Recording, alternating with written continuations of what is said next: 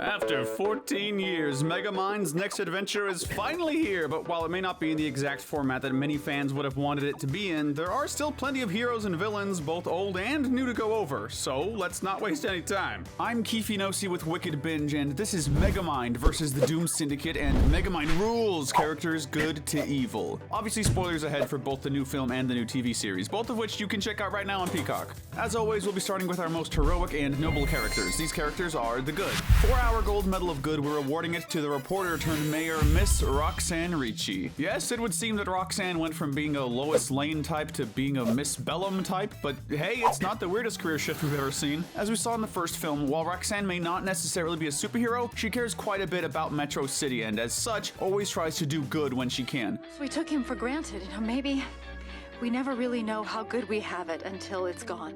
We see her guide the citizens of Metro City when the original mayor bails, being brave enough to do what she can to keep people calm and safe, thus earning her the title of the city's new mayor after a quick election. But beyond being a solid leader, Roxanne is also a really great friend. We see her give advice, guidance, and support to everyone in her team, from encouraging Chum to ask for the role he wants, to continuing to help Megamind figure out how to be a true hero. Heck, in the climax of the sequel film, we see her fight by Megamind's side against 4 deadly villains. If that's not proof enough of her bravery, we're not sure what is. Moving on to our silver medal of good, we have the ever-loyal Old Chum, formerly known as Minion. Yeah, they may have claimed the name change was due to an in-universe cease and desist, but given that both DreamWorks and Illumination fall under the Universal umbrella now, we've got a good guess who actually prompted this name change. But hey, a minion by any other name is still just as loyal and sweet, and Chum really is a total sweetheart who's always there to assist his boss in whatever he needs, from supplying him with weapons and gadgets to keeping the lair clean and tidy. We do see Old Chum temporarily leave Megamind in the sequel film after Megamind refuses to give him the official title of sidekick, but the moment Chum figures out that Megamind is in serious danger, Chum's there to help him face the Doom Syndicate. While away from his boss, Chum is also able to turn a local diner into a successful donut shop, bringing plenty of happiness into his temporary boss, Mr. Donut's life. It's actually a really heartwarming subplot that speaks to the best parts of Chum's character. He's not perfect, as he can occasionally get caught up in his own distractions. Though not as egotistical as Megamind, he also makes his own mistakes on occasion, such as when he struggles to work alongside Keiko, or when he creates copies of himself, leading to plenty of chaos in the lair. Brilliant, sir! Just brilliant! Still, manages to remain a great sidekick and an even better friend. As for our bronze medal of good, we're giving it to Keiko Morita. Keiko is a young social media user as well as the president of Megamind's fan club. For more awesome saves, click like and subscribe. We learn that she relates to Megamind, being someone who many saw as a bad kid and finding admiration in someone who is able to go from villain to hero. Although she comes off as a bit pushy at first in her pursuits to be a crime fighter, Keiko is very eager, determined, and great at thinking on her feet, as we see when she helps Megamind keep his reputation intact during his undercover mission with the Doom Syndicate. It would have been easy to make her the scrappy do, but Keiko is an incredibly beneficial and helpful member of the team in how she's able to give both support and plenty of advice regarding Megamind's social media struggles. At her worst, she can be a bit headstrong, such as when she tries to prove herself by going undercover with the Doom Syndicate all on her own, leading to her accidentally giving Machiavellian the exact thing he needs for his grand evil plans. But she's a good kid at heart who we feel deserves a spot in our top 3. Finishing off our good tier is the titular big blue-headed hero, Megamind. Although he is very much a hero, it's made incredibly clear that Megamind still has a lot of room to learn and a lot of room to grow. Sure, he may fight villains and save civilians, but he also struggles quite a bit with his bravery, his tendency to be distracted and careless, and, most noticeably, his struggles with keeping his huge ego in check. Tell them I'm really a hero? Are you crazy? When it comes to the last point, it can sometimes get to the point where he's overlooking his friends and taking them for granted. His cowardice during the Doom Syndicate's return is also pretty hard to watch, especially when it supposedly happens only a few days after he took out the nearly invincible Titan. Still, we'll hand it to Megamind in that he does eventually step up to the heroic plate, and in both the sequel film and new series, we see him take his lessons to heart, slowly but surely growing as a hero. This is best seen in his relationships with Chum and Keiko. With Chum especially, it's kinda sweet seeing Megamind choose to let Chum continue to work for Mr. Donut, only wanting his best friend to be happy instead of dragging him into his mess. Just do me one favor. Be happy. Ultimately, while he still has a few not-so-great personality quirks and can still struggle with some villainous bad habits, plus all the property damage he causes certainly isn't great. But all those flaws aside, the effort Megamind puts into being a better hero and a better person is still pretty admirable. Before we get to the truly wicked ones, let's take a quick stop at the gray area to look at the characters who managed to fall outside of the hero-villain dynamic. Starting things off, we have Melvin, aka Mr. Donut. When we first meet him, Melvin is an incredibly apathetic and depressed diner owner serving pretty gross food to his only customer and not really caring enough to keep things clean or even well lit. After hiring old chum though, Melvin gets inspired by his new employee's efforts and finds a new source of happiness, putting 100% into being Mr. Donut and showing Chum a ton of appreciation for all his help and his friendship. Once he's found a new passion in baking pastries, it's shown that Mr. Donut is actually a pretty nice guy as well as a loving family man. He's pretty patient too, given how easily he forgives Megamind for accidentally pushing him into a vat of glaze. He does end up temporarily becoming a villain through a mix of amnesia and bad influences, but Melvin proves to be a truly good guy at heart in the end. He may have needed a bit of help getting there, but we aren't gonna hold his diner's history nor his brief stint as a villain against him too much. Ooh, I feel like I need to rest. Following him, we have the friend-focused robot Pal 3000. First starting out as just a simple ball-throwing robot, Megamind programmed Pal to be a best friend as well as very in touch with his emotions. This was done out of jealousy on Megamind's part, so perhaps it's no surprise that Pal himself quickly becomes jealous of Megamind's other friends, becoming possessive and toxic before then going on a mild rampage when he's unable to keep Megamind as a friend. Is Megamind's best friend, but Megamind is no longer best friend to Pal 3000.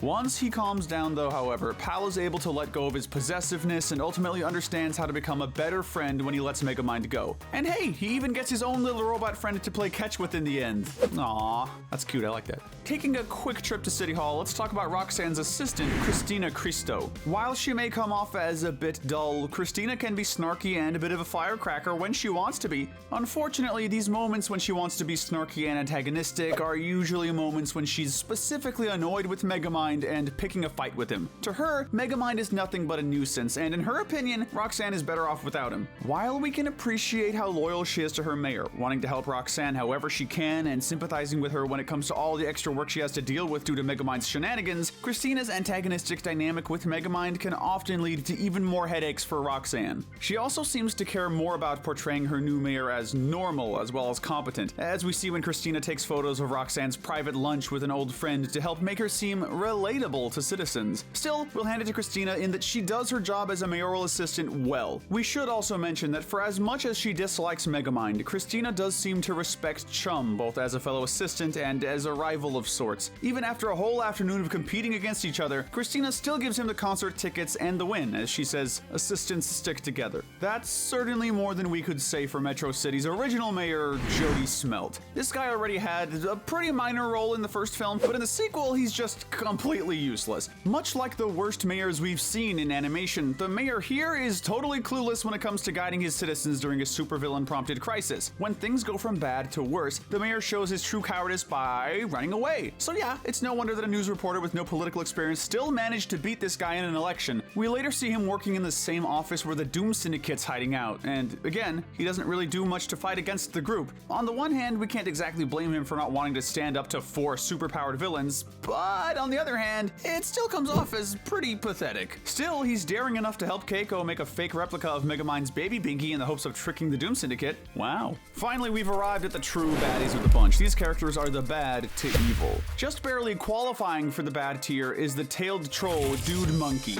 We only see him in the first episode of the series, but he certainly makes an impression. While he may come off as a fairly talented, if still pretty obnoxious hero, it's made pretty clear that Dude Monkey only cares about his own social media fame and keeping his sponsors satisfied. Whoa, you watching my vids, bud? What the? This is then confirmed when we learn that each of the crimes that Dude Monkey stopped were faked, and that this so-called hero was just a complete fraud. Stage the heist like we rehearsed. I don't know how to stop real criminals. Still, in terms of fake heroes, while we aren't going to excuse Dude Monkey's actions, he really didn't cause too much harm nor distress with his fake crime-stopping escapades. In terms of purposely caused chaos and destruction, there are much worse baddies on our list. From robotic-tailed mammals to aquatic fish criminals, next up we have the Go Fish Gang. When we first meet these guys, they're breaking into a museum to steal a diamond-encrusted koi fish, damaging museum property in the process and putting citizens in danger with their fish tank. They're very Batman 66 level villains in terms of silliness and campiness, but while the Doom Syndicate may be the titular baddies of the sequel, these guys actually show up just as often both in the sequel and the series. They try to blow Megamind's cover during the Syndicate's big party, and then later when the Syndicate tries to launch part of Metro City into space, it's the gang who tries to stop Chum from preventing the launch. Later on in the series, after Mr. Donut gets amnesia, the gang goes out of their way to manipulate him into briefly becoming a villain. Stick with us, and we'll make all your evil dreams come true. While they're a bit pedestrian in terms of baddies, they still manage to be a decent threat when they want to be, though these fish still can't exactly stand up to sharks, be they metaphorical or literal. But while the Go Fish Gang may only be mildly impressive in terms of evilness, Rochelle manages to do quite a bit of evil in spite of, just being a bug. Once just an ordinary cockroach, Rochelle immediately turns evil after being hit with some super intelligence spray. Her main motivation, naturally, is that she wants revenge on all humans for thinking roaches are gross. Hideous creature. It has a ring to it, but I prefer you call me Rochelle. She actually manages to use the intelligence spray to make an army of super smart roaches, but while she ultimately doesn't succeed in her goals, Rochelle actually manages to be a pretty good, pretty bad villain of the week, as we see her do things like threaten the lives of Chum and Keiko, as well as taunt Megamind's fear of her. But enough about bugs and fishmen. It's time to talk about our collective silver medal of evil winners in the Doom Syndicate. We're counting them all in this one slot because, unfortunately, these guys don't tend to really stand out from one another outside of their costumes and powers. Once known as the baddest villain team around, Lady Doppler, Lord Nighty Night, Pierre, Pressure, and Behemoth only care about having fun and causing chaos. We see them threaten civilians, rob banks, cause a ton of destruction, and even briefly manage to launch part of Metro City into space in the hopes of creating their own city on the moon to rule. All typical evil nemesis stuff, really. But for as little as they care about the safety and well-being of Metro City, they also couldn't care less about each other, only being out for themselves and constantly fighting over who gets to be leader of the Syndicate. But in the end, the Syndicate is only a stepping stone to the series' secret big bad. Our gold medal of evil is going to Machiavellian. According to the sequel's new lore, this big bad brain was not only once the world's greatest villain, but was also Megamind's former villain teacher, now out for revenge after being defeated by his student. Although he comes off as distinguished and even polite at times, he's, as Megamind describes it, still pure evil. This holds the genetic key that will allow me to rise to power once again. He recruits the Doom Syndicate to get what he needs and do his dirty work, all while he plots from the sidelines. True to his brainy appearance, he's easily the most clever and most focused member of the Syndicate when it comes to his plans. Throughout the first season of the series, he manages to gather everything he needs to regain his body. Machiavellian also goes out of his way to try and destroy Megamind's ego, reputation, and overall sense of heroism and purpose over simply just trying to destroy his body, further emphasizing how evil and cruel he can be, as well as just how little he cares about the safety of innocent citizens. For all these reasons, we can easily call this guy Megamind's biggest nemesis, or at least his biggest one whose name doesn't start with a T. As to whether or not there's someone out there who's more evil, we'll just have to wait until season 2.